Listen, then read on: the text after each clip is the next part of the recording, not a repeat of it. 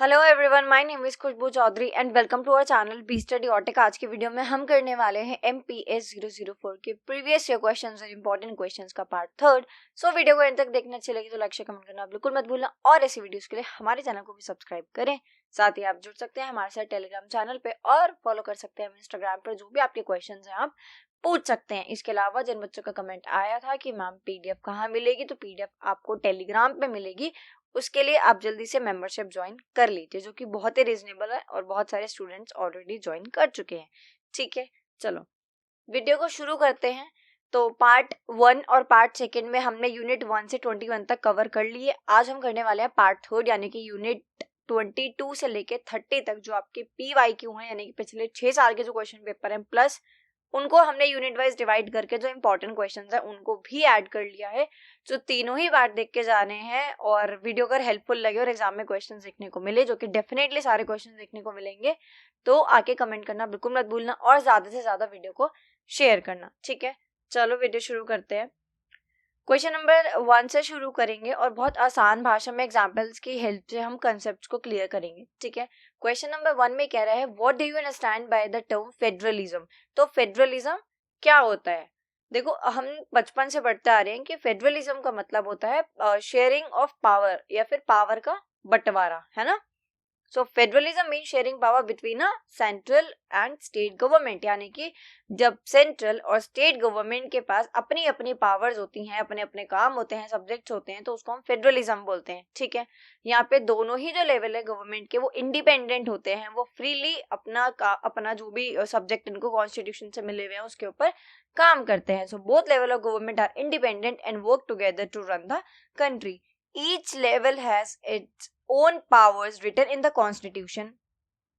Constitution के अंदर, संविधान के अंदर इन दोनों की ही जो पावर्स है उनके बारे में लिखा गया है। फॉर एग्जांपल सेंट्रल गवर्नमेंट काम करती है डिफेंस के लिए और स्टेट गवर्नमेंट काम करती है जो भी पुलिस रिलेटेड मैटर्स होते हैं। ठीक है, Federalism helps to manage a large and diverse country by giving freedom to states. It prevents the central government from becoming too powerful. ये बोल रहे हैं कि फेडरलिज्म हेल्प करता है जिससे कि जो डाइवर्स कंट्री है, जो लार्ज कंट्री है, वहाँ पे स्मूथली काम हो सके, अच्छे से काम को मैनेज किया जा सके। और अगर क्योंकि हम इंडिया में रहते हैं तो हम इंडिया की बात करें तो एक लाइन है जो हम अगेन 6th क्लास के NCERT में बोलूंगी कि मुझे वो याद है, हमने उसमें पढ़ी थी that India's diversity has always been recognized as a source of its strength, यानी कि इंडिया की जो डाइवर्सिटी है वही इसकी स्ट्रेंथ का सोर्स है। तो यहाँ पे हमारे यहाँ क्या होता है कि स्टेट के पास अपनी पावर्स हैं, अपने सब्जेक्ट्स हैं, और सेंट्रल के पास अपनी पावर्स हैं, अपने सब्जेक्ट्स हैं, जिससे कि जो भी सेंट्रल में गवर्नमेंट है वो अपनी पावर का मिसयूज नहीं कर सकती और बहुत ज्यादा पावरफुल भी नहीं होगी। क्यों? क्योंकि यहाँ पे जो पावर है वो शेयर की जा रही है। ठीक है, it promotes cooperation, unity and local decision making.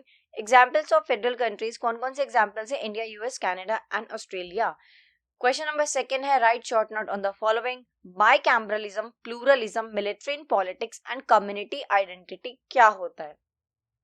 देखो, बाइकैमरलिज्म का मतलब होता है टू हाउस लेजिस्लेचर। ठीक है, अभी हमने क्या पढ़ा है? फेडरलिज्म, जिसमें हमने पढ़ा था कि जो पावर है वो बटी हुई है स्टेट और गवर्नमेंट के बीच और स्टेट गवर्नमेंट और सेंट्रल गवर्नमेंट के बीच। ऐसे बाइकैमरलिज्म के अंदर क्या होता है? 2 हाउस लेजिस्लेचर होता है, यानी कि upper house and lower house. Upper house हम जानते हैं राज्यसभा और लोअर हाउस क्या है? लोकसभा। ठीक है, it helps in checks and balances, so no single house become too powerful. जैसे अभी हम फेडरलिज्म में पढ़ के आए ना कि सेंट्रल के हाथ में सारी पावर रहेगी तो हो सकता है कि वो बहुत ज्यादा पावरफुल हो जाए तो अपनी पावर का मिसयूज कर सके, बट दोनों के पास पावर है तो चीजें स्मूथली चलती है। सिमिलरली यहाँ पे भी ऐसे ही है, ना ही तो सारी पावर अपर हाउस के पास है, ना ही सारी पावर लोअर हाउस के पास है, जिससे क्या है? चेक्स और बैलेंस बना रहता है। कोई भी जो सिंगल हाउस है बहुत ज्यादा पावरफुल नहीं होता है। Laws are discuss twice, making law making more careful. अब क्योंकि यहाँ पे जो लॉज हैं उन्हें 2 बार डिस्कस किया जाता है अलग अलग सदन में, अलग अलग हाउस में, तो फिर और ज्यादा अच्छे से जो लॉ मेकिंग है वो पूरा प्रोसेस होता है। ठीक है, अभी कह रहे हैं कि जो अपर हाउस है वो रिप्रेजेंट करता है स्टेट्स को, है ना, रीजन्स को, और वहीं जो लोअर हाउस है वो रिप्रेजेंट करता है लोगों को डायरेक्टली, जिन्हें हम चुन के वहां पे भेजते हैं, जिन्हें हम इलेक्ट करके वहां पे भेजते हैं। Right, It reduce hasty decisions and maintain stability in a democratic system. Democratic system के अंदर, लोकतांत्रिक system के अंदर जो stability है वो बनी रहती है. Give space to experts, minorities, states. हर किसी को यहाँ पे space मिला हुआ है. Minorities भी represent कर रही हैं खुद को, states भी upper house में represent कर रहे हैं और experts भी represent कर रहे हैं. So widely used in large countries with diverse population, helps in making law more balanced and effective. ठीक है. नेक्स्ट है प्लूरलिज्म. देखो, प्लूरलिज्म का मतलब होता है कि जब अलग अलग कल्चर के लोग, अलग अलग आइडियाज, आइडियोलॉजी रखने वाले, ग्रुप्स वाले, इंटरेस्ट वाले लोग जब एक साथ रहते हैं तो उसे हम प्लूरलिज्म कहते हैं. ठीक है. So pluralism means a society where many groups, ideas, cultures and interest exist together. It accepts diversity as a natural and healthy. यहाँ पे जो प्लूरलिज्म की बात कर रहे हैं, यहाँ पे माना जाता है कि जो डाइवर्सिटी है, यानी कि जो ये विभिन्नता है, डाइवर्सिटी क्या है. इंडिया के अंदर देखो, अगर मैं स्पेशली हमेशा एक एग्जांपल देती हूँ उत्तर प्रदेश का, यूपी का, कि आप थोड़े से कदम चलोगे और आपको पता चलेगा कि यहाँ पे कोई नई लैंग्वेज बोल रहा है ना, किसी की नई बोली है, कोई किसी तरीके से त्योहार मना रहा है, फेस्टिवल सेलिब्रेट कर रहा है, किसी के यहाँ अलग ट्रेडिशंस हैं, अलग नॉर्म्स हैं, अलग वैल्यूज हैं, ये सारी चीजें. तो यहाँ पे बहुत डाइवर्सिटी है, कल्चर में, रिलीजन में, रीजन में, ग्रुप में, हर चीज में डाइवर्सिटी है, जो और ज्यादा नेचुरल और हेल्दी बनाती है एनवायरनमेंट को. ये कह रहे हैं different groups, political parties, interest groups and religion, culture can freely express themselves. Pluralism में क्या होता है कि कोई एक ना डोमिनेट नहीं करता है, यहाँ पे पावर शेयर की जाती है. नो सिंगल ग्रुप डोमिनेट, कोई डोमिनेट नहीं कर रहा है, पावर को शेयर किया जा रहा है. ठीक है. अलग अलग कल्चर के लोग भी हैं, अलग अलग रिलीजन के लोग भी हैं, इंटरेस्ट ग्रुप भी हैं, पॉलिटिकल पार्टीज हैं जिनकी अलग अलग आइडियोलॉजीज है. राइट. ये बोल रहे हैं encourage dialogue, compromise and peaceful coexistence. Pluralism के अंदर देखो, ऐसा तो नहीं है कि डाइवर्सिटी है, यूनिटी है तो कभी कॉन्फ्लिक्ट्स, डिस्प्यूट्स, क्वेरल, ये सब हमें नहीं देखने को मिलेगा. वो तो डेफिनेटली देखने को मिलेगा. राइट. बट प्लूरलिज्म के अंदर क्या होता है कि जब आप एक दूसरे के प्रति से रिस्पेक्ट रखते हो ना, है ना, डिग्निटी को ध्यान में रखते हो और सारी चीजें, तो वहां पे आप डायलॉग्स के थ्रू या कॉम्प्रोमाइज करके चीजों को सॉर्ट कर लेते हो. ठीक है. Helps protect minority right. Again, कोई एक इंसान या कोई एक पार्टी, कोई एक रिलीजन, रीजन, कल्चर, कोई एक जो है सिंगल, वो यहाँ पे डोमिनेट नहीं कर रहा है, पावर शेयर हो रही है, इसलिए माइनॉरिटी राइट्स को भी हम प्रोटेक्ट कर पाते हैं. ठीक है. Supports democracy because multiple voice can influence decision. और डेमोक्रेसी के लिए भी अच्छा है क्योंकि यहाँ पे मल्टीपल वॉइस है ना. फॉर एग्जाम्पल अगर मैं बोलूँ लैंग्वेज के लिए भी, तो कितनी सारी लैंग्वेज इंडिया के अंदर बोली जाती है ना. और अगर हर कोई उसको नेशनल लैंग्वेज बनाने के लिए सामने आ जाए तो देखो ना फिर कितने ज्यादा हमें कॉन्फ्लिक्ट्स वगैरह देखने को मिलेंगे, है ना. हालांकि हर एक इम्पोर्टेंट है, सब वैल्यूएबल है ना. So government listens to various social groups before making policies, reduce conflict because people feel represented. क्योंकि डेमोक्रेसी है, क्योंकि प्लूरलिज्म है, तो यहाँ पे सरकार कोई भी पॉलिसी बनाने से पहले सबके हित के बारे में सोचती है, सबको सुनती है, जिससे कि कोई भी कॉन्फ्लिक्ट ना हो और कोई भी ऐसे इग्नोर्ड ना फील करे, सबको ऐसे रिप्रेजेंटेड फील हो. ओवरऑल जो प्लूरलिज्म है वो एक ओपन सोसाइटी बनाता है, डेमोक्रेटिक सोसाइटी बनाता है और एक टॉलरेंट सोसाइटी बनाता है. ठीक है. नेक्स्ट है मिलिट्री एंड पॉलिटिक्स. देखो, मिलिट्री एंड पॉलिटिक्स में पाकिस्तान का एग्जांपल हम ले सकते हैं, क्योंकि मिलिट्री एंड पॉलिटिक्स का मतलब होता है कि जब मिलिट्री है वो राजनीति में आ जाए, यानी कि जो आपके डिसीजन जो आपका लेने का काम है मिनिस्टर्स वगैरह का, वो काम आपका मिलिट्री करे, पॉलिसीज मिलिट्री बनाए, देश में क्या होगा क्या नहीं होगा वो सब मिलिट्री डिसाइड करे, है ना. तो वहां पे लोगों के पास राइट्स भी नहीं होंगे. ये कह रहे हैं military in politics means when the arm forces interfere in political decision making. Military का मतलब होता है, मिलिट्री इन पॉलिटिक्स का मतलब होता है कि जब जो आर्म्ड फोर्सेस हैं वो डिसीजन मेकिंग में इंटरफेयर करती हैं. Happens mostly in countries with weak democracy और अनस्टेबल गवर्नमेंट. ये कहाँ होता है? जहाँ पे वीक डेमोक्रेसी होती है, जहाँ पे लोकतंत्र वीक होता है, कमजोर होता है, या फिर जो गवर्नमेंट है वो अनस्टेबल है. ठीक है. अब यहाँ पे क्योंकि मिलिट्री गवर्नमेंट को कंट्रोल कर रही है, तो वो कैसे भी कर सकती है, या तो वही गवर्नमेंट भी साथ में ली हो, या तो फोर्स से या प्रेशर से, कैसे भी, है ना. Leads to authoritarian rule with fewer freedom. अब वहां पे फ्रीडम नहीं होगी. Civilian leaders lose power. जो सिविलियन लीडर्स हैं उनके हाथ से पावर चली जाएगी और मिलिट्री ऑफिसर्स सारी की पोजीशंस ले लेंगे. ठीक है. नेक्स्ट है promises stability but often restrict rights and participation. अब यहाँ पे क्या होगा, ऐसा बोला जाएगा, प्रॉमिस किया जाएगा कि स्टेबिलिटी रहेगी, स्थिरता रहेगी, है ना, मिलिट्री देश को संभालेगी, बट एक्चुअल में वहां पे आपके पास कोई राइट्स नहीं होंगे, उनको रिस्ट्रिक्ट कर दिया जाएगा आपके पार्टिसिपेशन को. किसके खिलाफ आवाज उठाओगे? सेना के खिलाफ, है ना? तो फिर सेना तो वैसे भी पावरफुल ही होती है ना? अभी कहने causes political instability and weakens democratic institution. यहाँ पे क्या होता है कि पॉलिटिकल इंस्टेबिलिटी हो जाती है, डेमोक्रेटिक इंस्टीट्यूशंस बहुत ज्यादा वीक हो जाते हैं, common in countries facing internal conflict और करप्शन। यहाँ पे करप्शन और इंटरनल कॉन्फ्लिक्ट है वहां पे देखने को मिलता है। सो इससे क्या होता है, इससे अकाउंटेबिलिटी कम हो जाती है, क्योंकि हम जो अपने रिप्रेजेंटेटिव्स को चूज कर रहे हैं, इलेक्ट कर रहे हैं, वो अकाउंटेबल है, क्योंकि हमने उनको चुना है, हमने मिलिट्री वालों को नहीं चुना है ना? भाई एक होता है मोनार्की, राजतंत्र, वहां पे कोई अकाउंटेबिलिटी नहीं होती। अकाउंटेबिलिटी क्या होता है? रिस्पॉन्सिबिलिटी, है ना? वहां पे राजा अपनी प्रजा के प्रति जवाबदेह नहीं है, क्योंकि प्रजा ने राजा को नहीं चुना, वो राजा है, पहले से ही है, हमेशा से ही है ना? तो डेमोक्रेसी के अंदर इसका ऑपोजिट होता है, यहाँ पे हमने चुना है और हम सरकार गिरा भी सकते हैं और दोबारा भी बना सकते हैं, तो यहाँ पे वो हमारे प्रति जवाबदेह है। बट क्योंकि अगर मिलिट्री आ जाएगी तो अकाउंटेबिलिटी खत्म हो जाएगी, reduces accountability because military is not elected by people, harms long term democracy and governance. Next है कम्युनिटी आइडेंटिटी। देखो कम्युनिटी आइडेंटिटी और एथनिसिटी, ये सारी चीजें ना, और प्लूरलिज्म, यहाँ पे हम क्या पढ़ते हैं? यहाँ पे हम पढ़ते हैं कि जो हम लोग है ना, हम सबकी एक आइडेंटिटी है ना?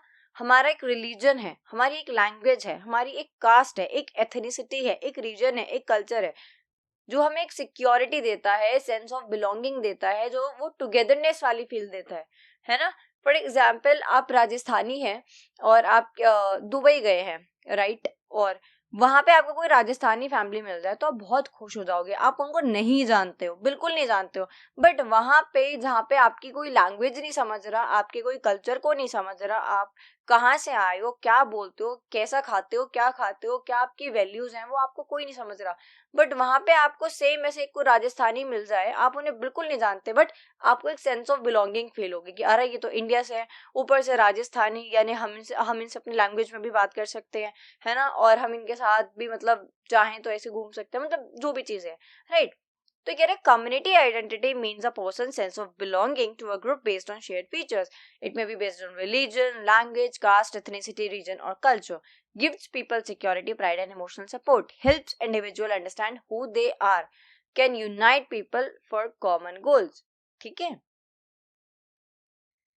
Next step plays an important role in politics as communities demand rights and representation. अभी कहने पॉलिटिक्स के अंदर भी काफी इंपॉर्टेंट रोल जो कम्युनिटी आइडेंटिटी है ये प्ले करती हैं, ठीक है? क्योंकि यहाँ पे ये राइट्स के लिए डिमांड करती हैं, यहाँ पे रिप्रेजेंटेशन के लिए डिमांड करती हैं, but sometimes leads to conflict if one group feels threatened. But कभी कभी कॉन्फ्लिक्ट भी हो जाता है जब एक ग्रुप को ऐसा लगता है कि हमें खतरा है, right? Community identity can be inclusive and exclusive. देखो अब क्या है, अब ऐसा इमेजिन करो, फॉर एग्जाम्पल 5 जो हैं वो साउथ के लोग हैं और 5 जो हैं वो नॉर्थ के लोग हैं, ठीक है? दोनों का कल्चर अलग है, दोनों का पहरावा, यानी जैसे वो जो भी ड्रेसिंग स्टाइल है ना, जो भी वो पहन रहे हैं कपड़े, जिस तरीके से कोई लुंगी पहन रहा है या कोई आप कह दो सूट सलवार पहन रहा है, कोई साड़ी पहन रहा है, ऐसे करके ना, तो उनका पहरावा अलग है, उनकी लैंग्वेज अलग है, उनका टेस्ट अलग है, उनका स्टाइल अलग है, और जिस जगह से वो आते हैं वो अलग है। इंडिया सेम है, बाकी उनकी लैंग्वेज, उनका कल्चर, इनके नॉर्म्स, ट्रेडिशंस, वैल्यूज, फेस्टिवल्स, हर एक चीज अलग है ना? तो अब वो जो 5 साउथ के लोग हैं वो आपस में तो बहुत अच्छे से रहेंगे, बट वो जो नॉर्थ के लोग हैं वो आपस में अच्छे से रहेंगे, बट क्या ये एक दूसरे को उतना ओपनली एक्सेप्ट कर पाएंगे, है ना?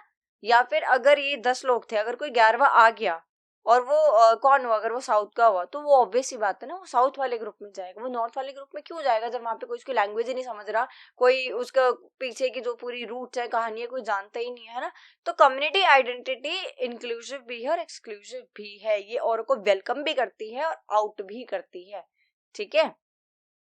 Important for building social relationships, ठीक है? shapes people's political behavior and choices. Next, question number 3. Write short note on the following types of party system in India and role of political party in democratic polity. देखो, first है one party dominant system, यानी India के अंदर one party system नहीं है, हमारा multi party system है, बहुत सारी पार्टी बनी हुई है। बट क्या हो रहा है कि पिछले बहुत टाइम से जो कांग्रेस पार्टी है वो पावर में थी, और अब बहुत टाइम से जो बीजेपी है वो पावर में, ठीक है?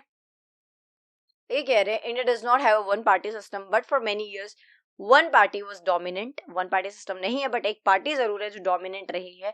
अगर बात करें आफ्टर इंडिपेंडेंस, आजादी के बाद जो कांग्रेस पार्टी है उसने बहुत टाइम तक डोमिनेट किया एज अ नेशनल पार्टी। ऐसा नहीं है अदर पार्टीज एग्जिस्ट नहीं करती थी but Congress was the strongest और इसीलिए इसने डोमिनेट किया।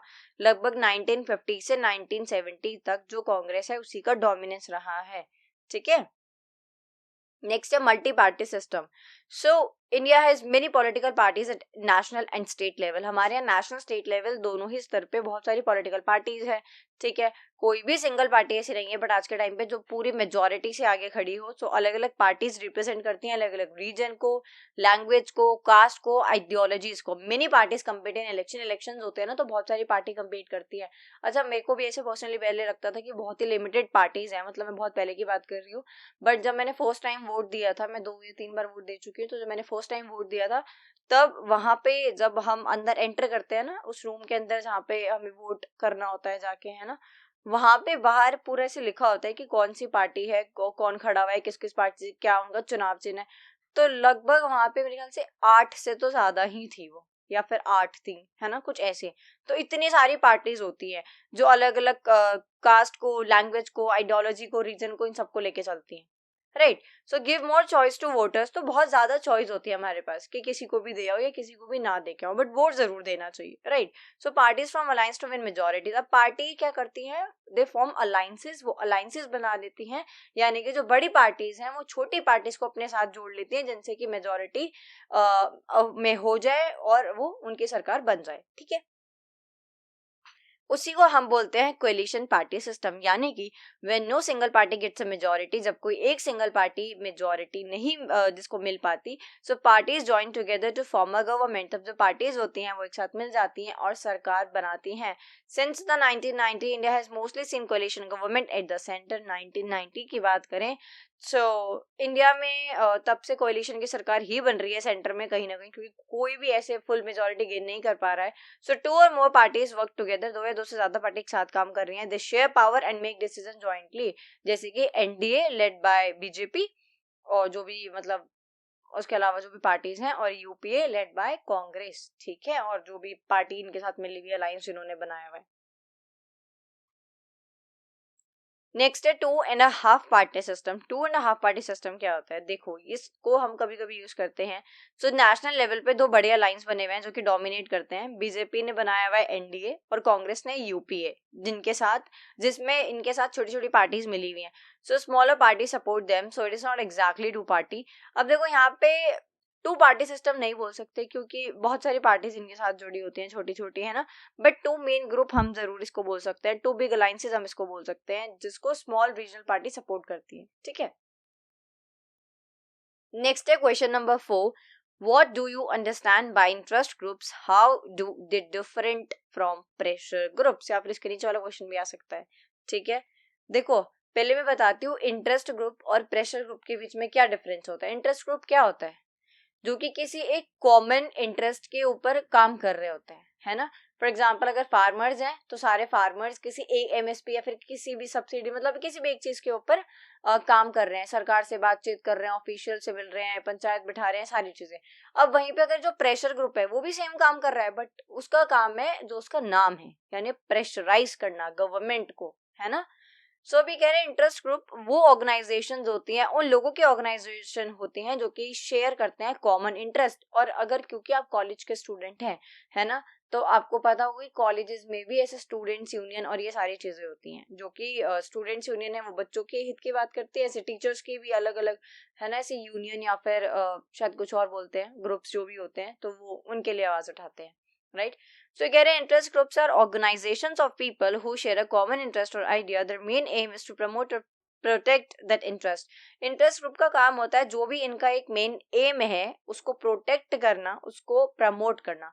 फॉर एग्जाम्पल फार्मर्स का ग्रुप हो सकता है जो कि फार्मर्स के लिए आवाज उठाए, है ना। गवर्नमेंट कोई पॉलिसी लेके आ रही है या फार्मर्स की कोई डिमांड है या कोई भी चीज है तो ये जो इंटरेस्ट ग्रुप है वो उस बात को आगे रखेगा। ऐसे टीचर्स का हो सकता है, टीचर्स की सैलरी नहीं आ रही है या उनको बहुत टाइम तक स्कूल में रोका जाता है या बहुत बर्डन उनके ऊपर दिया जा रहा है, बहुत प्रेशराइज उनको किया जा रहा है, ठीक है।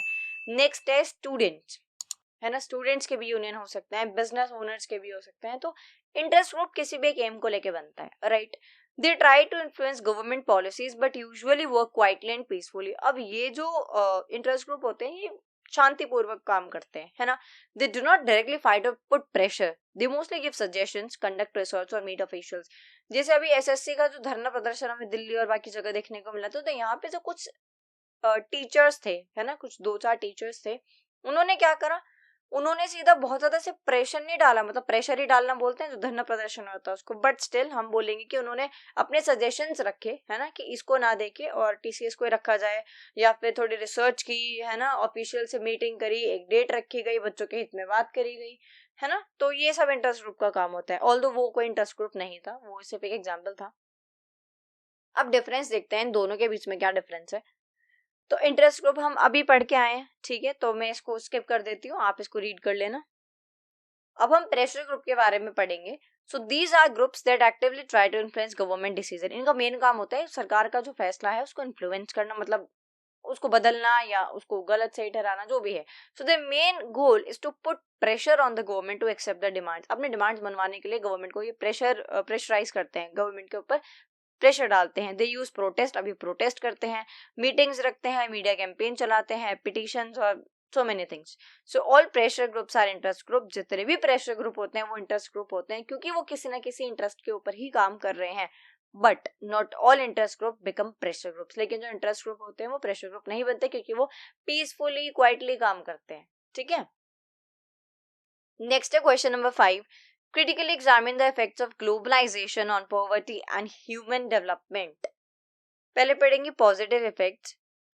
देखो पॉवर्टी के ऊपर क्या पॉजिटिव इम्पैक्ट पड़ा है ग्लोबलाइजेशन का। पहला, मोर जॉब्स, यानी कि एमएनसीज वगैरह आती हैं होस्ट कंट्रीज में तो ज्यादा जॉब लेके आती हैं, अनएम्प्लॉयमेंट खत्म होता है, लोगों की इनकम बढ़ती है, बेटर मार्केट्स, यानी कि जो फार्मर्स जो स्मॉल बिजनेसेस हैं वो अपने प्रोडक्ट्स को ग्लोबली सेल कर सकते हैं, और फॉरेन इन्वेस्टमेंट, यानी कि अगर कोई एमएनसी आपकी कंट्री में आ रही है तो बहुत सारी टेक्नोलॉजी लेके आ रही है, अपॉर्चुनिटीज लेके आ रही है, जॉब्स लेके आ रही है, मनी लेके आ रही है, इंडस्ट्रीज लेके आ रही है। तो पॉवर्टी के ऊपर ये सारी इम्पैक्ट डालती है ग्लोबलाइजेशन। और ह्यूमन डेवलपमेंट के ऊपर क्या इम्पैक्ट डालती है, बेटर एजुकेशन, ज्यादा स्कूल्स और नई skill training and scholarships due to global exchange, improved health, यानी कि नई मेडिसिन, टेक्नोलॉजी, हॉस्पिटल्स ये तेजी से आगे बढ़ रहे हैं, विमेन एम्पावरमेंट, यानी more work opportunities and awareness about rights and access to information, यानी इंटरनेट हेल्प करता है आपको कि आप ग्लोबली कनेक्ट कर सको और नई नई चीजें सीख सको। कितना आसान हो गया है आज के टाइम पे, आप यहाँ पे बैठ के किसी भी कंट्री के बारे में कुछ भी एक्सेस आपको मिल सकता है ना, कुछ भी, यानी रेस्ट्रिक्शंस के साथ, ठीक है। नेक्स्ट है नेगेटिव इफेक्ट्स। अब पॉवर्टी के ऊपर नेगेटिव इफेक्ट क्या है, देखो जॉब इनसिक्योरिटी, अभी हमने पढ़ा जॉब लेके आ रही है, बट वो कंपनीज हैं वो कभी भी चीपर प्लेस की तरफ शिफ्ट कर सकती हैं, तो फिर यहाँ पे जॉब इनसिक्योरिटी भी है। अनइक्वल बेनिफिट, यानी देखो रिच लोगों को ज्यादा फायदा होगा, बड़ी कंपनीज को ज्यादा फायदा होगा, पुअर लोगों को कम होगा, ठीक है। स्मॉल बिजनेसेस लॉस, अब जो छोटे मोटे बिजनेस हैं वो compete नहीं कर पाएंगे इतनी बड़ी कंपनीज के साथ, तो फिर उनके साथ क्या होगा, वो लॉस में चले जाएंगे। रूरल एरियाज लेफ्ट बिहाइंड, तो जितनी भी डेवलपमेंट हम सुनते हैं ना कि तरक्की तरक्की, वो सारी तरक्की शहरों तक रह जाती है, वो गांव तक नहीं पहुंच पाती है, ठीक है। ऑल्दो आज के टाइम पे हमें दिख रहा है थोड़ी बहुत तरक्की हो रही है, बट उस लेवल की नहीं हो रही है ना। ह्यूमन डेवलपमेंट के ऊपर क्या नेगेटिव इफेक्ट्स हैं, पहला है कल्चरल लॉस, यानी लोकल ट्रेडिशंस एंड लैंग्वेजेस में weaken due to western influence. हमारा जो लोकल ट्रेडिशन है, जो लैंग्वेज है, वेस्टर्न इन्फ्लुएंस के चलते वो कमजोर पड़ता जा रहा है। पहले क्या होता था, या तो आपने इंडियन कपड़े पहने हैं या तो आपने वेस्टर्न कपड़े पहने हैं। अभी जो इंडो वेस्टर्न चला है, हालांकि इसमें कुछ बुराई नहीं है ना, बट कहीं ना कहीं जो आपका लोकल ट्रेडिशन, लैंग्वेज, कल्चर, ये सारी चीजें हैं वो खत्म होते जा रहे हैं। और इसके अलावा मैरिजेस की अगर बात करें तो मैं हमेशा एग्जांपल देती हूँ, इंडिया में अगर पूरे एकदम जो इंडियन स्टाइल से शादी की जाए तो वो एक फेस्टिवल की तरह ही होता है, पूरे महीनों महीनों तक जो है वो सारी चीजें, प्रोसेस जो भी है वो चल रहा होता है, बहुत सारे नॉर्म्स, रिचुअल्स, फंक्शन, ट्रेडिशन, रस्म और रीति रिवाज, है ना। बट आज के टाइम पे तो डेस्टिनेशंस वेडिंग होती हैं और इवेंट की तरह एक इसको देखा जाता है। हालांकि देखो उसमें भी कोई बुराई नहीं है, क्योंकि सबकी अपनी अपनी चॉइस है, ठीक है। तो ये एक एग्जाम्पल था, और आप पॉलिटिकल साइंस के स्टूडेंट हैं तो मैं चाहूंगी कि आप सब एग्जाम्पल्स को एग्जाम्पल्स की तरह ही समझें, ठीक है। नेक्स्ट है एक्सप्लॉयटेशन ऑफ वर्कर्स, यानी कि low wages, long hours, unsafe working condition. Brain drain, यानी कि जो स्किल्ड पीपल हैं वो माइग्रेट कर जाते हैं टू रिच कंट्रीज, और जो उनकी होम कंट्री है वहां पे शॉर्टेज रह जाती है। कंज्यूमरिज्म, यानी कि people focus more on consumption and less on value, यानी कि लोग कंजप्शन के ऊपर ज्यादा ध्यान देते हैं और वैल्यू के ऊपर कम ध्यान देते हैं। नेक्स्ट है question number 6, right a short note on the following gender and development, human development. Human development हमने अभी पढ़ा है, जेंडर एंड डेवलपमेंट हम पढ़ लेते हैं। देखो, जेंडर एंड डेवलपमेंट हमें नाम से पता चल रहा है ना, और एग्जाम में भी यही किया करो। अगर कोई क्वेश्चन बाय चांस आपको ऐसा दिखे जो आपने नहीं पढ़ा है, तो आप देखो क्वेश्चन की डिमांड क्या है, वो किस बारे में बात कर रहा है। आप एक कीवर्ड पकड़ लो क्वेश्चन में से, है ना, उसके ऊपर जो आपको समझ में आ रहा है अच्छा खासा आपको एग्जाम में लिख के आओ। राइट, सही लिखोगे तो नंबर मिल जाएंगे। और बहुत सारे बच्चों को ये भी कमेंट आता है कि मैम अपनी लैंग्वेज में लिखेंगे या इतना इनफ है, तो देखो इतना इनफ नहीं है, तो आपको ये जो पॉइंट्स हम यहाँ पे डिस्कस कर रहे हैं उनको थोड़ा सा इलाबरेट करके लिखना होगा, प्लस अपने लैंग्वेज में आप लिख सकते हैं, बस आपको अपनी बात को आगे रखना आना चाहिए, ठीक है, नंबर मिल जाते हैं। सो जेंडर एंड डेवलपमेंट में हम बात करेंगे कि जो अपॉर्चुनिटीज मेन को मिलती हैं वो विमेन को भी मिलनी चाहिए, जिससे कि वो भी आगे बढ़ सकें, ठीक है। So focus on equal development of main and women says that women should not be seen as only beneficiaries but as active participants in development. Highlight problem like unequal wages, violence, limited education, limited political power.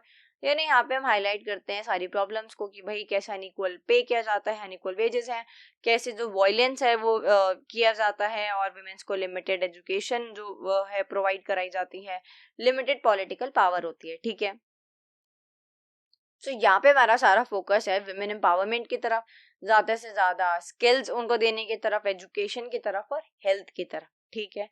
Promote shared roles in family, society and work place, believes development is fair only when both genders get equal opportunities and right। ये कह रहे हैं, देखो gender development का मतलब क्या है, जब, या फिर असली डेवलपमेंट का मतलब क्या है, जब दोनों ही आगे बढ़े, ठीक है, दोनों को, यानी मेन हो चाहे वुमेन हो, इक्वल अपॉर्चुनिटीज और राइट्स मिले।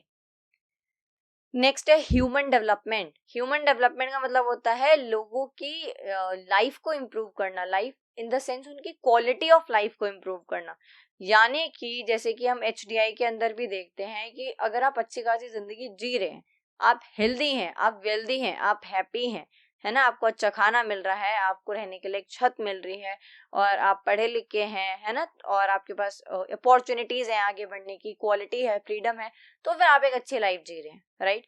So human development means improving people's quality of life, focuses on giving people better health, better education, a decent standard of living.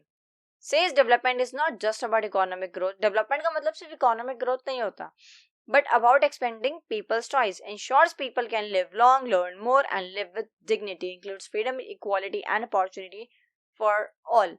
Aims to make every person capable, confident, and empowered to live a good life. अब देखो क्या होता है human development के अंदर, कि अगर कोई एक कंट्री है जहाँ पे लोग बहुत कम जी रहे हैं, और ज्यादा ऐसे कोई दिमाग वाले लोग भी नहीं है कि जो देश के लिए कुछ बहुत बड़ा कर जाए, है ना, और देश के पास ज्यादा कुछ अपने रॉ मटेरियल्स नहीं है, या फिर कुल मिला के कंट्री वो पीछे है ना, तो वहाँ के लोगों की लाइफ भी कुछ ज्यादा अच्छी नहीं होगी, गरीबी में लाइफ जी रहे होंगे, और ना वो आगे बढ़ेंगे ना देश आगे बढ़ेगा। तो इसलिए ह्यूमन डेवलपमेंट में हम सिर्फ इकोनॉमिक ग्रोथ नहीं, हर चीज के ऊपर ध्यान देते हैं, जिससे कि अगर लोगों की जिंदगी अच्छी हो गई तो कंट्री अपने आप आगे बढ़ जाएगी, ठीक है। क्वेश्चन नंबर 7 है, discuss the nature of north south divide on environmental issue, ठीक है। देखो, north south divide on environmental issue क्या है, तो इसको ब्लेम गेम भी बोलते हैं, जिसमें जो नॉर्थ है वो साउथ को ब्लेम करता है कि भाई इतना एनवायरमेंट का कचरा हो चुका है तो सस्टेनेबल डेवलपमेंट के साथ आगे बढ़ो। साउथ बोलता है कि भाई सारा तुमने ही किया है, यानी कि नॉर्थ तुमने आगे बढ़ने के लिए नेचुरल रिसोर्सेज को एक्सप्लॉइट किया है, उनका ओवर यूज किया है, और जब अब हमारी आगे बढ़ने की बारी है तो सस्टेनेबल डेवलपमेंट याद आ गया।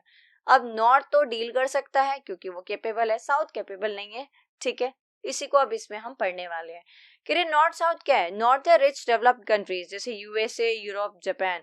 साउथ है पुअर या फिर डेवलपिंग कंट्रीज, जिसमें इंडिया भी है, अफ्रीका भी है, लैटिन अमेरिका भी है। Main idea of the divide, so rich और पुअर कंट्रीज डिसएग्री करती हैं on how to handle environmental problem like climate change. क्यों डिसएग्री करती हैं एक दूसरे से, देखो पहला है हिस्टोरिकल रिस्पॉन्सिबिलिटी, यानी कि जो नॉर्दर्न कंट्रीज हैं वो रिच बनी हैं ज्यादा इंडस्ट्रीज, कोयल और ऑयल का इस्तेमाल करके, जो कि सालों से करती आ रही हैं.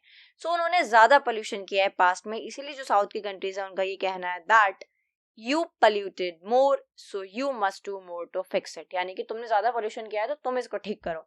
कौन कह रहा है? साउथ की कंट्री कह रही है. किससे कह रही है? नॉर्थ से कह रही है. Different priorities. भाई नॉर्थ इस टाइम फोकस कर रहा है एनवायरमेंटल प्रोटेक्शन की तरफ कि पोल्यूशन कब हो और जंगल बचे, क्योंकि वहां पे अमेजोन के भी हमने हाल देखे थे, है ना. सो नेक्स्ट है, अब यहाँ पे जो साउथ है उसका फोकस है डेवलपमेंट की तरफ, क्योंकि साउथ तो भाई पुअर कंट्री है ना, अभी डेवलपिंग स्टेज में है. तो इनका ध्यान है ज्यादा से ज्यादा जॉब ये यहाँ पे लोगों को दे सकें, पॉवर्टी रिमूवल, पॉवर्टी गरीबी हटाएं, बेसिक नीड्स लोगों के फुलफिल कर सकें, है ना. तो साउथ की कंट्रीज अगेन क्या कह रही है? फर्स्ट वी नीड डेवलपमेंट, कि पहले हम डेवलपमेंट करेंगे, then we can spend more in environment, उसके बाद हम एनवायरमेंट के ऊपर स्पेंड करेंगे. बट मेरे को तो ये वाली थ्योरी जो है इनकी बिल्कुल गलत लगती है, क्योंकि देखो फॉर एग्जाम्पल, नो डाउट कि मान लो आपको मेट्रो एक रूट से निकालनी है, ठीक है, तो नो डाउट डेवलपमेंट है, पोल्यूशन कम होगा और अफोर्डेबल भी है, इजीली लोगों के पास मतलब इसका एक्सेस भी है, हर कोई अफोर्ड कर सकता है, मतलब इतनी भी वो कुछ नहीं होती, नॉर्मल होती है, राइट. बट उसके साथ ही आप जितने भी पेड़, मान लो आपको एक मेट्रो के रूट में 10,000 पेड़ काटने हैं और आपने वो 10,000 पेड़ काट दिए कि अभी मेट्रो चला देते हैं, लोगों की जिंदगी आसान होगी, पोल्यूशन कम होगा, हम वो पेड़ लगा देंगे. तो वो 10,000 पेड़ है, एक पेड़ को ही पूरी तरीके से ग्रो होने में कितना टाइम लगता है, तो 10,000 पेड़ को ग्रो होने में कितना ही टाइम लगेगा. और आपने मेट्रो चलो बना भी दी, 10,000 पेड़ आपने काट भी दिए, तो दिल्ली का AQI देखा है आपने, है ना. यहाँ पे रहना कितना मुश्किल है. यहाँ पे अगर आप सुबह उठ के मॉर्निंग वॉक पे जा रहे हो तो उसमें आपको इतना प्राउड होने की जरूरत नहीं है, क्योंकि आप बहुत सारा पोल्यूशन अपनी बॉडी के अंदर ऐसे इनहेल कर रहे हो, ठीक है. बाकी नो डाउट डेवलपमेंट बहुत ज्यादा जरूरी है, ठीक है. नेक्स्ट है टेक्नोलॉजी एंड फाइनेंस. तो north has money and clean technology, south says we can not afford expensive green technology. South कह रहे हैं भाई हम एक्सपेंसिव ग्रीन टेक्नोलॉजी को अफोर्ड नहीं कर सकते, तो साउथ चाहता है फाइनेंशियल हेल्प और टेक्नोलॉजी किससे? नॉर्थ से, कि ठीक है हम सस्टेनेबल डेवलपमेंट के साथ आगे बढ़ेंगे, आप हमें फाइनेंशियल हेल्प दे दो, हमें फंड्स दे दो और टेक्नोलॉजी हमें दे दो, है ना. Fairness principle, CBDR, the idea of common but differentiated responsibility, यानी कि कॉमन गोल है एनवायरनमेंट को सेव करना है, लेकिन रिस्पॉन्सिबिलिटीज अलग हैं. साउथ कह रहा है नॉर्थ पे ज्यादा रिस्पॉन्सिबिलिटी है, नॉर्थ कह रहा है साउथ पे, क्योंकि उन्होंने ज्यादा पोल्यूशन किया है. किसने? नॉर्थ ने, है ना. नेक्स्ट है क्लाइमेट एग्रीमेंट, यानी क्लाइमेट टॉक्स भी हुए हैं, पेरिस एग्रीमेंट हुआ है, क्योटो प्रोटोकॉल है, जहाँ पे जो नॉर्थ है वो पुश करता है स्ट्रिक्ट रूल्स बनाने की तरफ, बट साउथ फ्लेक्सिबल रूल्स की डिमांड करता है और ज्यादा सपोर्ट के, क्योंकि वो अभी डेवलपिंग स्टेज पे है, ठीक है. नेक्स्ट है एमिशन एंड लाइफस्टाइल डिफरेंसेस. अब यहाँ पे जो नॉर्थ की कंट्रीज है ना, they have high consumption lifestyle, ज्यादा कार्स हैं, ज्यादा एनर्जी यूज करते हैं वो. वहीं पे जो साउथ की कंट्रीज हैं they generally have low emission पर पर्सन. वल्नरेबिलिटी, यानी कि जो साउथ की कंट्रीज हैं वो ज्यादा सफर करती हैं, जैसे कि बाढ़ आना, सूखा पड़ना, cyclones, even though they have polluted less, जबकि उन्होंने कम पोल्यूशन फैलाया है नॉर्थ ने ज्यादा. Question number 8, explain with examples the meaning of sustainable development. What are its basic features? चलो देखते हैं. सस्टेनेबल डेवलपमेंट हम सब जानते हैं, यानी कि छोटी छोटी चीजों के ऊपर काम करना. कुल मिला के इन शॉर्ट आज के टाइम पे आप रिसोर्सेज को इस तरीके से इस्तेमाल करो कि आने वाली जो फ्यूचर जनरेशन है उनको कॉम्प्रोमाइज ना करना पड़े, है ना. मैं बहुत सारे एग्जांपल इसके पहले भी दे चुकी हूँ कि अगर पॉसिबल है आपको घर के आसपास तक जाना है तो आप वॉक करके जा सकते हैं, जरूरी नहीं है कि आप बाइक स्कूटी से जाएं या कार से जाएं. और आज का जो मेरे को ऐसा लगता है, स्पेशली क्योंकि मैं दिल्ली से हूँ, तो मुझे ऐसा लगता है दिल्ली और दिल्ली NCR के अंदर यहाँ पे क्या है कि शाम होते होते हर कोई अपने घर से गाड़ी लेके खामखा बाहर निकल जाता है. नो डाउट लोग काम से भी जाते हैं, बट खामखा भी लोग जाते हैं. तो कितना पेट्रोल, कितना CNG और कितना पोल्यूशन, ये सारी चीजें हो रही हैं, कितना ट्रैफिक हो रहा है ना. तो आप हो सकता है तो इन चीजों को अवॉइड कर सकते हैं, ठीक है. आप ज्यादा से ज्यादा पेड़ उगा सकते हैं, आप पानी ना वेस्ट करें, है ना. तो अब हम यही पढ़ने वाले हैं. Sustainable development means using resources in such a way that we meet our needs today without harming the ability of future generations to meet their needs. For example number 1 है planting trees. देखो, development के लिए लकड़ियां जरूरी है, पेड़ों को काटना जरूरी है, तो आप और पेड़ लगाओ, सिर्फ पेड़ काटने से थोड़ी कुछ होगा, आप और पेड़ लगा भी तो सकते हो. So if we cut trees for wood but also plant new trees ना, we ensure forest grow again for future generation. कि भाई अभी हमें जरूरत थी, हमने लकड़ी ले ली, अब हमने पेड़ लगा दिया, आने वाली जनरेशन उसको यूज कर लेगी, है ना. एग्जाम्पल नंबर 2 है यूजिंग सोलर एनर्जी, यानी कि इंस्टेड ऑफ यूजिंग कोयल जिसको इतना टाइम लगता है बनने में, आप सनलाइट का इस्तेमाल कर लो. सेविंग वाटर, यानी कि आप वाटर को बहुत केयरफुली यूज करो अपने घरों में और बाहर, जिससे कि बाकी लोगों को भी पानी मिल सके. और मैं हमेशा से बोलती आई हूँ, आज भी बोल रही हूँ, जिस स्पीड से जो गंगोत्री ग्लेशियर है वो मेल्ट होता जा रहा है, एक टाइम ऐसा आने वाला है जो कि दूर नहीं है, जब जो गंगोत्री ग्लेशियर है वो पूरा ही मेल्ट हो जाएगा और वहां पे हमें फिर क्लीन वाटर, फ्रेश वाटर नहीं मिलेगा. तो जितना हो सके आप भी वाटर को सेव कर सकते हैं. ठीक है. Recycling, reusing plastic, paper, metal, reduce waste and saves natural resources. Basic features और क्या है? Meets present need, यानी helps people live better today. Example, building, road, school, hospitals. Next है protect future needs, यानी make sure जो resources हैं वो finished ना हो, है ना. तो यूज कर सकते हो आप एनर्जी सेविंग डिवाइसेस का. इसके अलावा है एनवायरमेंटल प्रोटेक्शन, पोल्यूशन को आप कम कर सकते हो, आप पब्लिक ट्रांसपोर्ट का इस्तेमाल कर सकते हो या फिर आप ट्रीज प्लांट कर सकते हो. ठीक है. नेक्स्ट है social development. Everyone should get education, health and opportunities, no discrimination और इनइक्वालिटी. हर किसी को एजुकेशन, हेल्थ, अपॉर्चुनिटीज का एक्सेस होना चाहिए, है ना. कोई असमानता, कोई भेदभाव नहीं होना चाहिए. नेक्स्ट है इकोनॉमिक ग्रोथ. तो ग्रोथ होनी चाहिए इंडस्ट्रीज में और जॉब्स में, बट इको फ्रेंडली तरीके से. Efficient use of resources, water को वेस्ट मत करो, इलेक्ट्रिसिटी को वेस्ट मत करो, फूड को वेस्ट मत करो, है ना. एग्जांपल है एलईडी बल्ब्स का इस्तेमाल कर लो या फिर फार्मिंग के अंदर ड्रिप इरिगेशन को यूज कर लो. नेक्स्ट है इंटरडिपेंडेंस, यानी economy, society and environment are connected, so we must balance all three. तीनों ही चीजें कनेक्टेड हैं तो हमें तीनों को ही बैलेंस करके चलना पड़ेगा. ठीक है. नेक्स्ट है question number 9. What are India's achievements and drawbacks in the development of science and tech, या फिर write an essay on nationalization of science and technology. क्या अचीवमेंट्स हैं इंडिया की साइंस एंड टेक में? पहला है स्पेस टेक्नोलॉजी, यानी इसरो ने सक्सेसफुली लॉन्च की है सैटेलाइट्स बहुत ही कम कॉस्ट पे, बहुत ही कम का सेंस मतलब लो कॉस्ट पे. ठीक है. मिशन जैसे कि चंद्रयान, मंगलयान, आदित्य L1, ये हमारी कुछ मेजर अचीवमेंट्स हैं. And also India is known for reliable PSLV rockets. Next है information technology, IT. So now India became a global hub for software services, IT outsourcing and startup. Cities like Bengaluru, Hyderabad are major tech centers. Next is nuclear technology. So India developed its own nuclear power for electricity, peaceful use of nuclear technology in medicine and agriculture. जो हम हमेशा से बोलते हैं कि आपके पास जो nuclear technology आप उसको अच्छी चीज़ों के लिए, डेवलपमेंट के लिए, है ना, सोशल वेलफेयर के लिए, पब्लिक के लिए आप उसको यूज कर सकते हैं इंस्टेड ऑफ वेपन्स वगैरह के, क्योंकि हम वॉर को नहीं सपोर्ट करते हैं ना, हम पीस को सपोर्ट करते हैं, शांति को सपोर्ट करते हैं.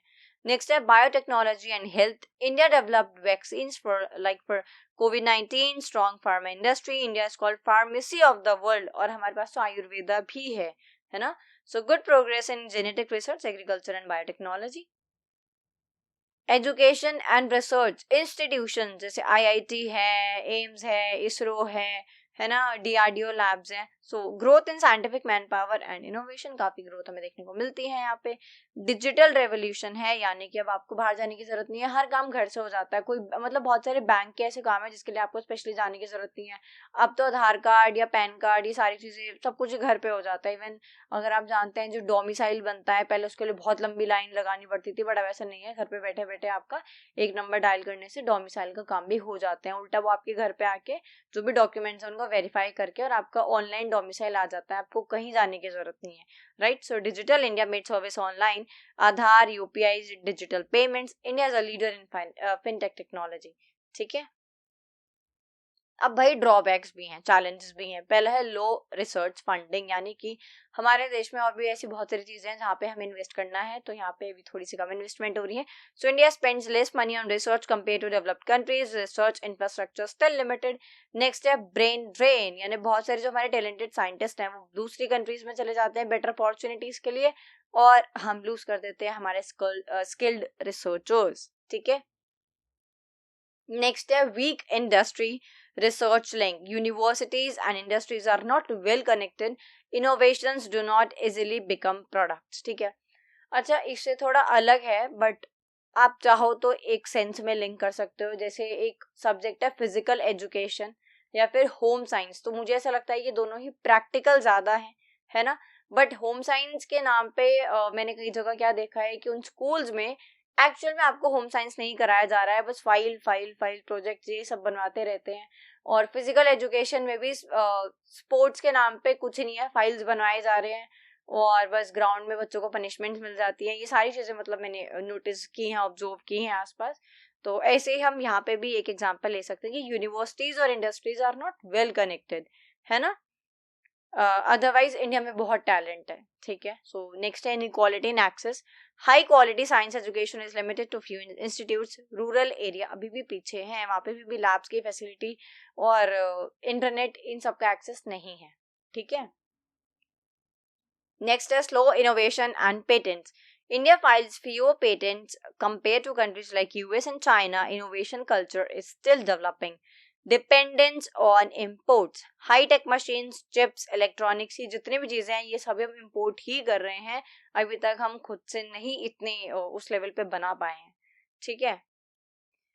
Next है question number 10. How do the process of decentralization and participation helps make democracy more effective? Decentralization यानी कि पावर का बंटवारा.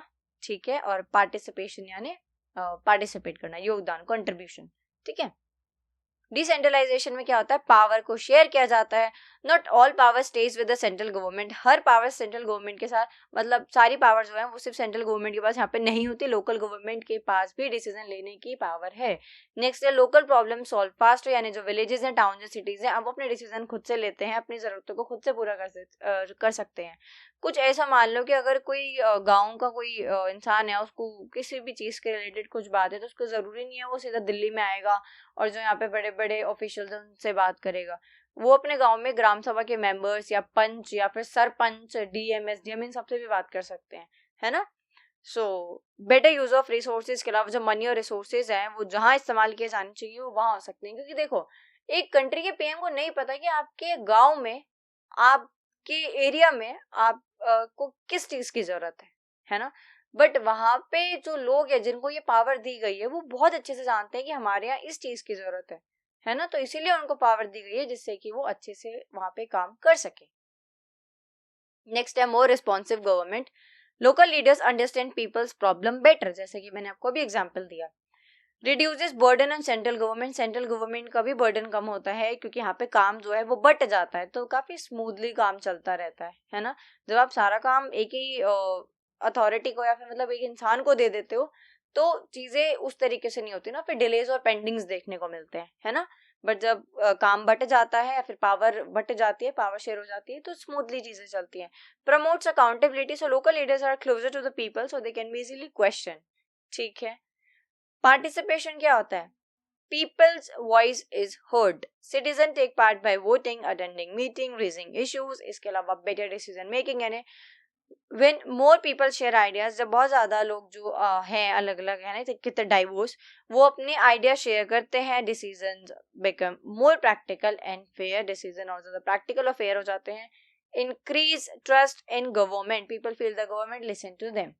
अगर आपको कोई कंप्लेंट करनी है तो जरूरी नहीं है आप प्रेसिडेंट से जाके करोगे, अब वहां पे शायद पहुंच भी नहीं पाओ, है ना. बट आपके आसपास के जो लोग हैं आप उनको कर सकते हो. फॉर एग्जांपल अगर आप किसी सिटी या टाउन में कहीं पे रहते हो तो फिर वहाँ पे कोई ऐसे सीवेज से या कोई भी ऐसी कोई वाटर की या गार्बेज की प्रॉब्लम है, तो फिर आपको कोई ऐसे बड़े डिपार्टमेंट के पास जाने की जरूरत नहीं है ना. आपके एरिया में जो भी एमसीडी ऑफिस या जो भी एमसीडी वाले लोग कर्मचारी हैं, आप जाके उनको बोल सकते हो, वो अपना आप काम करा देंगे, है ना. Reduce corruption. So active participation keeps a check on leaders, empower citizens, people feel responsible and involved in the country's progress, strengthen democracy. Democracy becomes strong when people actively take part, not just during elections. Question number 11 है और last question है, trace the evolution of human rights in the 20th century. देखो शुरू करते हैं इसको एक कहानी की तरह. तो ये बोल रहे हैं 90s की अगर हम बात करें तो यहाँ से अवेयरनेस जो है बिगिन शुरू होती है. लोग बात करना शुरू करते हैं राइट्स के बारे में, क्योंकि उस टाइम पे वॉर्स चल रहे थे, कॉलोनियलिज्म था, सोशल इनजस्टिस बहुत था, असमानताएं बहुत थी. तो वहां पे ह्यूमन राइट्स को यूनिवर्सली ऐसे नहीं देखा गया। फिर आता है वर्ल्ड वॉर 1 1914 से 1918 का टाइम, जहाँ पे जो वॉर है कॉज्ड मैसिव सफरिंग, बहुत ज्यादा लोगों को वहां सफर करना पड़ता है। उसके बाद दुनिया को रियलाइज होता है कि जरूरत है कि लोगों के जो बेसिक राइट्स हैं, है ना, उनको प्रोटेक्ट किया जाए। उसके बाद formation of league of nation, यानी कि लीग ऑफ नेशन की फॉर्मेशन की जाती है, बनाई जाती है 1919 में। ये पहली ग्लोबल ऑर्गेनाइजेशन है विच प्रमोट्स पीस, जो कि शांति स्थापित करने के लिए बनाई गई और माइनॉरिटीज को प्रोटेक्ट करने के लिए बनाई गई। लिमिटेड सक्सेस इसको मिली, बट एटलीस्ट एक स्टेप रखा तो गया आगे, है ना। नेक्स्ट है फिर वर्ल्ड वॉर सेकेंड 1939 टू 1945। यहाँ पे देखने को मिलता है large scale violence, genocide, destruction, जिसको देख के दुनिया दंग रह जाती है। Shock the world, people understood that strong global rules were needed to protect human beings. अब यहाँ पे समझ आ जाता है कि वही लोगों को बचाने के लिए स्ट्रॉन्ग ग्लोबल रूल्स होने चाहिए। क्रिएशन ऑफ यूनाइटेड नेशन, उसके बाद यूएन बनता है 1945 में आफ्टर वर्ल्ड वॉर सेकेंड। जो कंट्रीज हैं वो यूएन बनाती हैं, जिसका काम है ह्यूमन राइट्स को प्रमोट करना, पीस को प्रमोट करना, मेंटेन करना। और अब ह्यूमन राइट्स एक ग्लोबल कंसर्न है, not just internal to countries. अब वो एक देश का आंतरिक मामला नहीं है, दुनिया भर में जो ह्यूमन राइट्स है वो जरूरी हैं।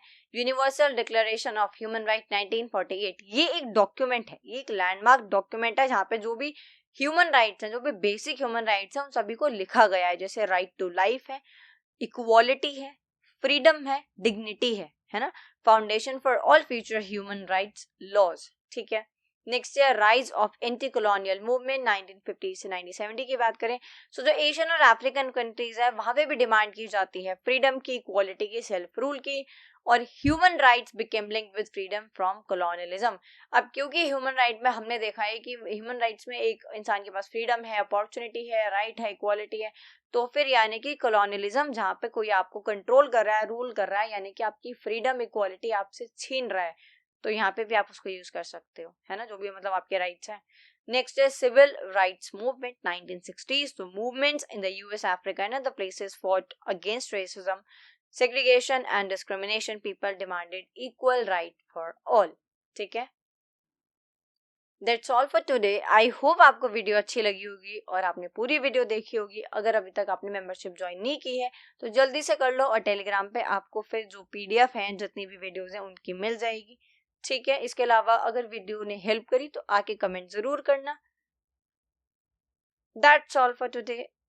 See you in the next video.